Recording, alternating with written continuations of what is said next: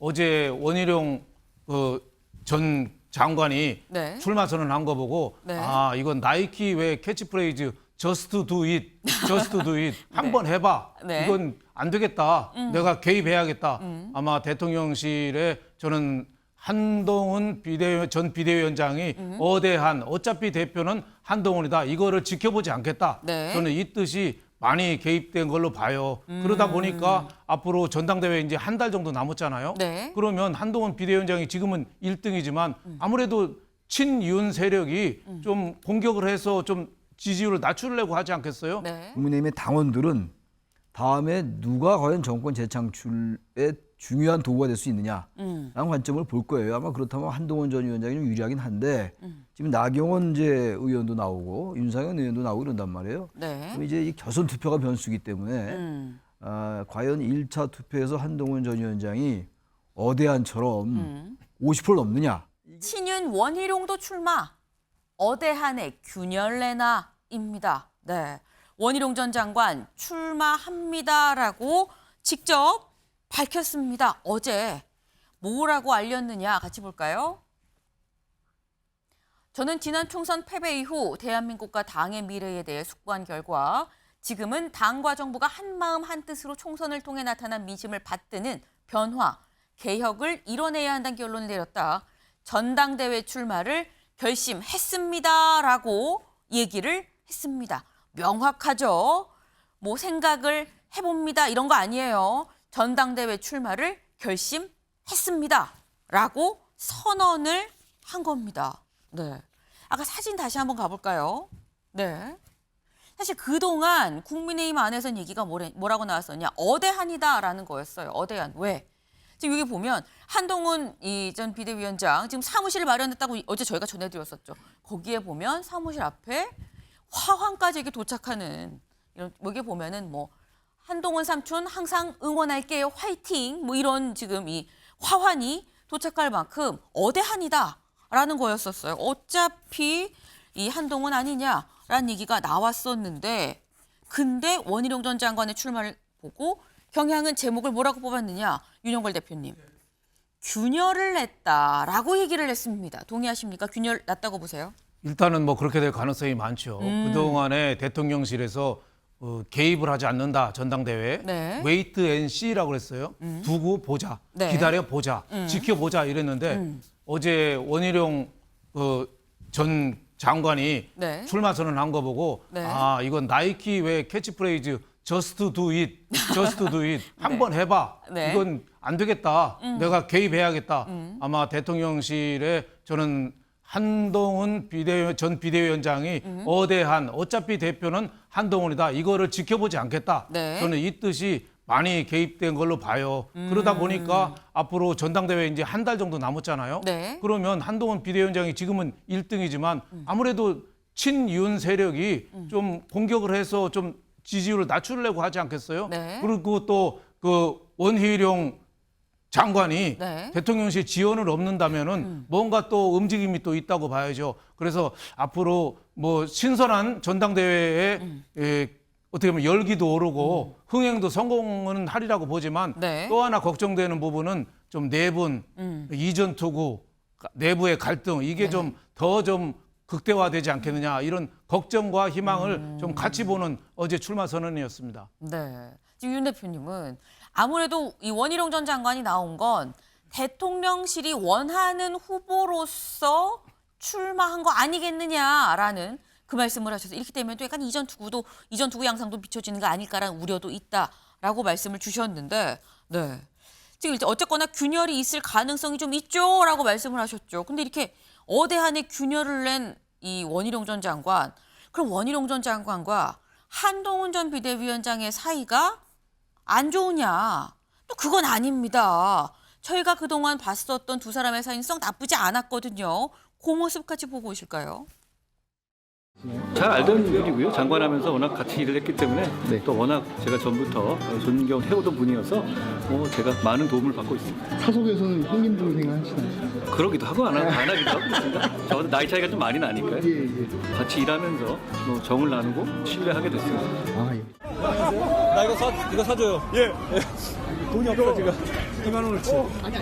나 이것도 사줘. 다시 나한테 돌아가네. 일단 넣어주셔. 이거 좋아해? 어이 그럼. 나는 너무 사랑해. 하나 더. 자 이걸로. 네.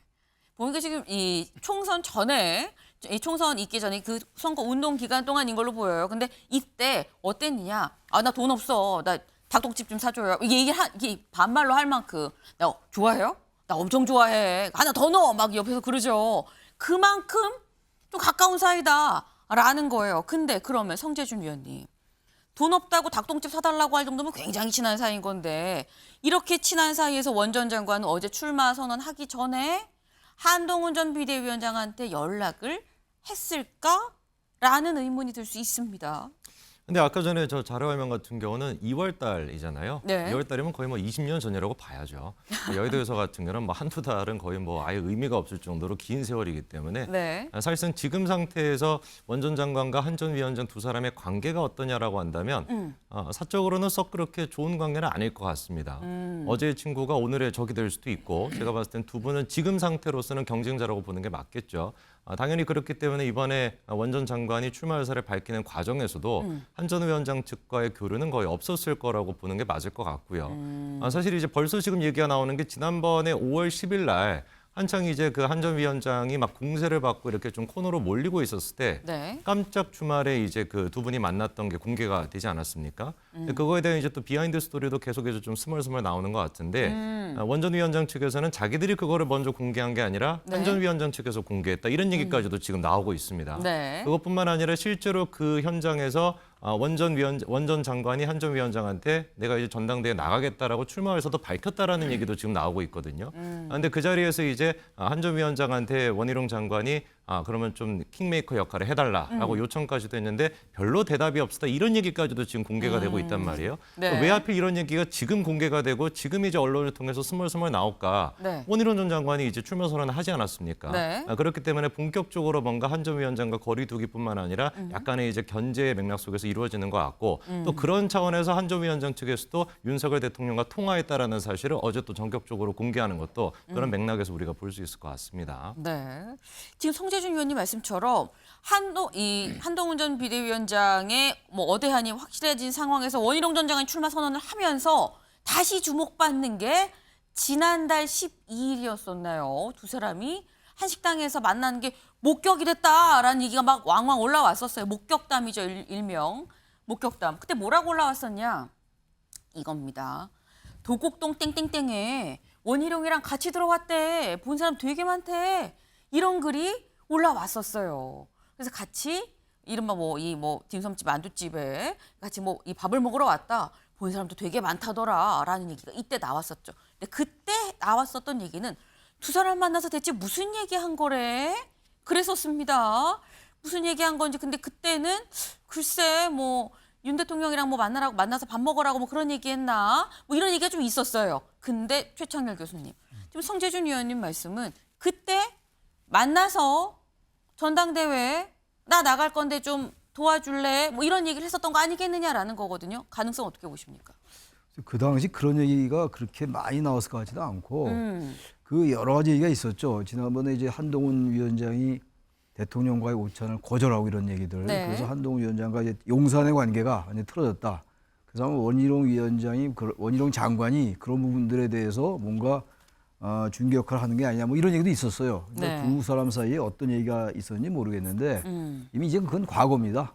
지금 말씀하신 것처럼 이제 이 원희룡 전 장관은 이제 친윤 내 어떤 조직표로 활용하려 할 거고 한동훈 위원장은 반윤은 아니겠습니다만 대통령과 통화한 것도 그래서 공개한 것 같은데 네. 아무래도 대통령실과 이제 각을 세우는 각을 세운다 차별화한다 이런 게 중요한 건 아니겠습니다만 아무튼 기존의 당정 관계와는 좀 다른 모습을 가지고 승부를 할 거예요. 그리고 일단 국민의힘의 당원들은 다음에 누가 과연 정권 재창출에 중요한 도구가 될 수 있느냐라는 관점을 볼 거예요. 아마 그렇다면 한동훈 전 위원장이 좀 유리하긴 한데 지금 나경원 의원도 나오고 윤상현 의원도 나오고 이런단 말이에요. 네. 그럼 이제 이 결선 투표가 변수기 때문에 과연 1차 투표에서 한동훈 전 위원장이 어대한처럼 50%를 넘느냐 이게 한 변수, 번에. 예, 1차에서 결선 투표를 가느냐 안 가느냐가 이제 변수가 될 수가 있죠.